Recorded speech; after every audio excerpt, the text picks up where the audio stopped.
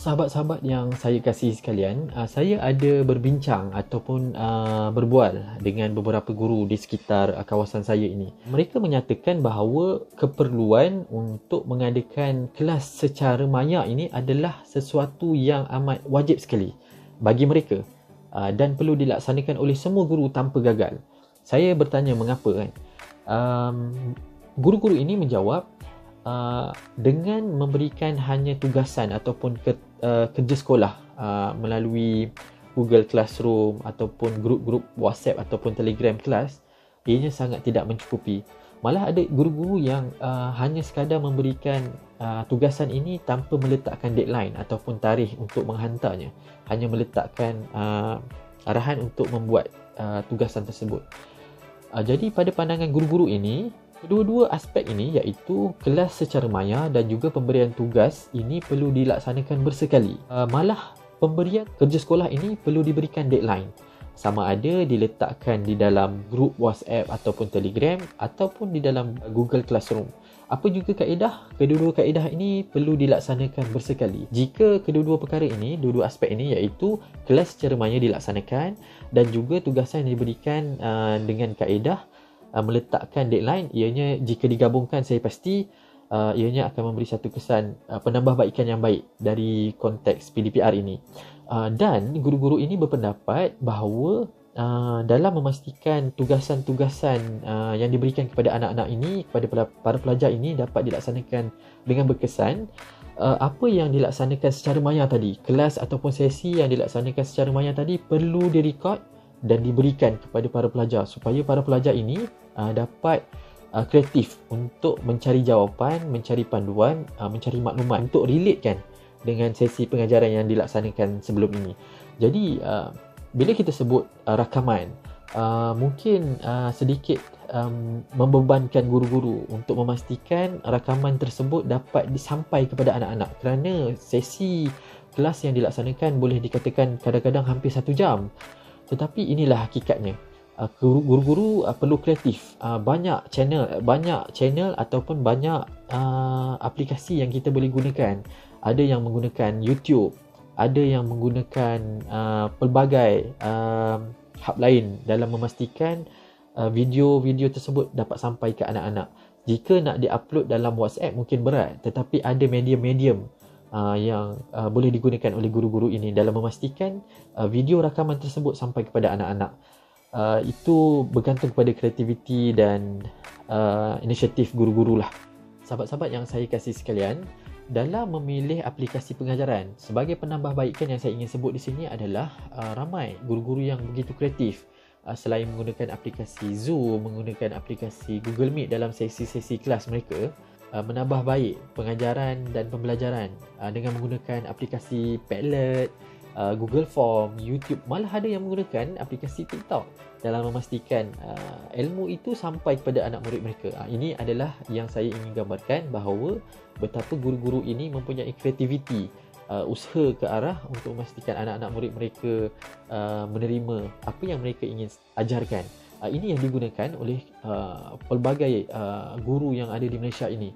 Jadi ibu bapa perlulah memberi kerjasama kepada guru-guru dengan memberikan feedback ataupun maklum balas. Jika kaedah-kaedah yang sedang digunakan oleh guru itu tidak dilihat tidak berapa sampai ataupun tidak berapa berkesan, boleh memberi feedback kepada guru tersebut. Kreativiti ini adalah terletak kepada para guru untuk memastikan setiap kaedah dalam pemilihan aplikasi ini memberi kesan yang lebih banyak, kesan yang lebih besar pada pembelajaran yang dilaksanakan.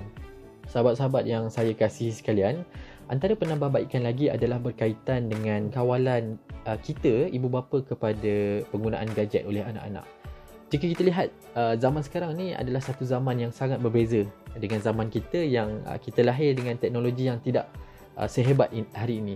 Tetapi anak-anak kita ini lahir dengan tersedianya teknologi yang begitu besar, begitu moden bagi mereka, dan teknologi-teknologi ini kita tidak boleh elak untuk mereka ketahui dengan media sosialnya, dengan permainan videonya dan sebagainya. Jadi dengan teknologi sebegini, ianya sedikit sebanyak memberi cabaran yang besar, memberi cabaran kepada kita ibu bapa dalam membesarkan mereka di hari-hari yang kemudian. dengan anasir-anasir yang timbul kerana teknologi ini. Jadi dalam konteks PDPR ini, bagi saya sendiri, bagaimana sebelum ini saya tidak membenarkan anak-anak ini menyentuh handphone, menyentuh gadget, tab dan sebagainya. Tetapi disebabkan PDPR ini, kita terpaksa membekalkan anak kita seorang satu tab ataupun seorang satu handphone untuk memastikan mereka hadir ke dalam kelas dengan keadaan yang baik. Tetapi inilah hakikatnya, realiti yang kita perlu lalui bahawa PDPR ini sebenarnya membuka ruang kepada anak-anak ini terdedah dengan teknologi, dengan dunia digital, dengan dunia alam maya yang kita takuti. Tetapi inilah yang kita perlu facing ataupun kita perlu hadapi. Tetapi dalam keadaan apa yang kita nak pastikan anak-anak kita ini terkawal? Jadi dalam konteks yang saya ingin kongsikan, dalam penambahbaikan dari konteks mengawal penggunaan gadget ini, saya sendiri dalam keluarga sendiri, saya memastikan penggunaan gadget ini hanya digunakan untuk kelas sahaja. Bagaimana mengawal, bagaimana untuk memastikan anak ini menggunakan gadget ini hanya di kelas sahaja, ianya bergantung kepada kaedah dan metod ibu bapa masing-masing. Anak-anak saya hanya dibenarkan untuk menggunakan gadget ini ketika kelas, tapi dalam memastikan emosi mereka tidak begitu terkongkong, saya membenarkan penggunaan handphone ini dengan tempoh yang sangat terhad pada hari Sabtu dan Ahad, tetapi bukan pada waktu malam. Apa yang ingin saya sampaikan ini adalah bergantung kepada ibu bapa, bagaimana kaedah ibu bapa untuk mengawal penggunaan gadget ini. Dengan saya relatekan PDPR ini dengan gadget adalah apa yang saya sebutkan tadi. Apabila PDPR ini dilaksanakan, anak-anak terpaksa didedahkan, diperkenalkan dengan gadget seawal tahun 1. Sangat-sangat membimbangkan. Tetapi inilah hakikatnya, ibu bapa perlu mengawal. Tidak boleh sewenang-wenangnya membiarkan anak-anak ini terdedah dengan gadget. Saya yakin di peringkat awal ada ibu bapa yang mengalami masalah apabila membekalkan handphone ataupun tab dan sebagainya. Apabila pulang kerja penuh dengan anak-anak download game. Malah ada yang download game yang kita takuti, yang kita sendiri tidak tahu. Tetapi inilah berlaku. Jadi konteks ataupun persoalan penambahbaikan dari aspek penggunaan gadget ini, ianya terletak di bahu ibu bapa. Ibu bapa perlu mengawal dengan sebaiknya kerana teknologi ini kita tidak dapat elakkan. Kita yang mampu untuk mengawalnya. Sahabat-sahabat, secara kesimpulannya, PDPR ini adalah sesuatu yang kita tidak dapat elak.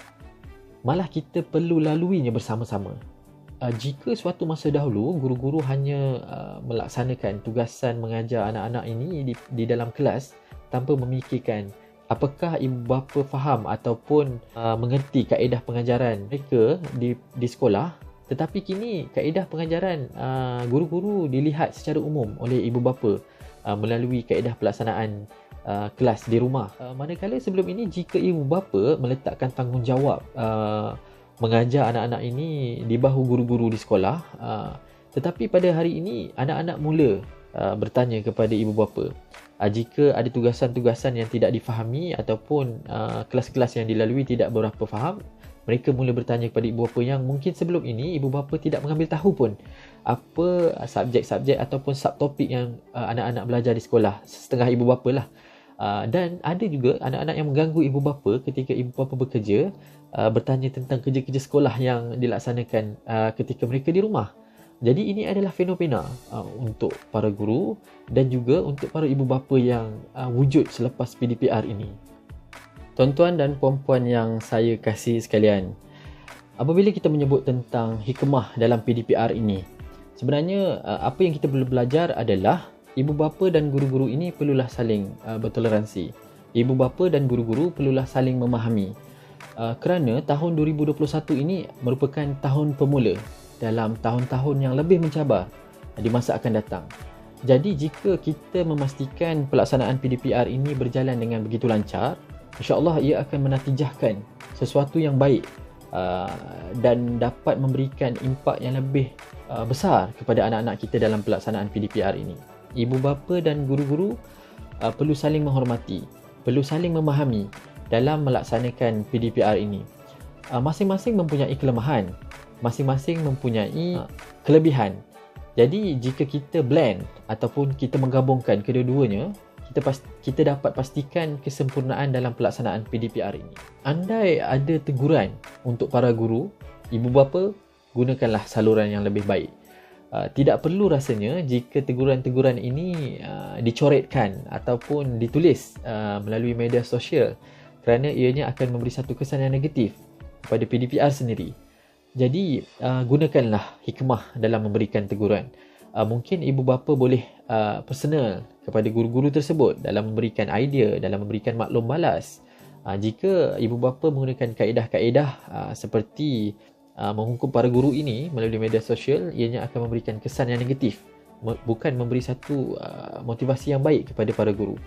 Dan kepada guru-guru, gunakanlah kreativiti anda sebaiknya, kerana anda adalah harapan kami ibu bapa, dan saya yakin anda juga adalah ibu bapa yang mengharapkan anak-anak anda mendapat sesuatu impak yang sangat baik dalam PDPR ini. Jadi apa yang ingin disampaikan di peringkat akhir ini merupakan ibu bapa dan guru saling memerlukan. Pelaksanaan PDPR ini hanya konsep yang perlu diterima oleh kita ibu bapa dan guru dalam melaksanakan konsep ini dengan baik. Jika harmonilah PDPR itu. Jika ibu bapa meletakkan kesalahan, bebanan PDPR ini kepada bahu guru, maka ianya tidak akan stabil dan seimbang, kerana bebanan ini sangat besar. Ibu bapa perlu mengimbanginya. Di samping guru-guru mengajar dalam konteks yang kita sebutkan sebentar tadi, ibu bapa perlu balancekan, perlu stabilkan, perlu seimbangkan pembelajaran ini di rumah. Mungkin sebelum ini ibu bapa hanya membiarkan tanggungjawab seperti yang kita sebutkan tadi, pembelajaran ini di bahu guru-guru. Tetapi kini ibu bapa perlu mengambil peratusnya sedikit dalam memastikan anak-anak ini mendapat apa yang mereka patut dapat di peringkat umur mereka. Kita tak nak anak-anak ini tertinggal. Kita tak nak anak-anak ini tercicir dalam pelajaran mereka kerana pandemik ini. Jadi apa yang kita perlu pastikan adalah kerjasama antara guru-guru, sefahaman, toleransi, keharmonian yang kita harapkan di antara guru-guru dan juga para ibu bapa. Sahabat-sahabat yang saya kasih sekalian, sebagai penutupnya, mari kita doakan pandemik ini segera berakhir, kerana anak-anak mula rindukan sekolah. Sudah ada yang bertanya bila sekolah akan dibuka, kerana mereka mula merindukan situasi ataupun suasana pembelajaran di sekolah. Cabaran ataupun kesan pandemik ini amat besar. Jadi jika kita dapat lalui dan juga dapat atasinya secara bersama, secara harmoni, insya-Allah kita dapat menang bersama-sama.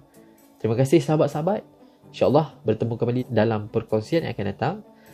Terima kasih. Jangan lupa like dan subscribe. Assalamualaikum warahmatullahi wabarakatuh.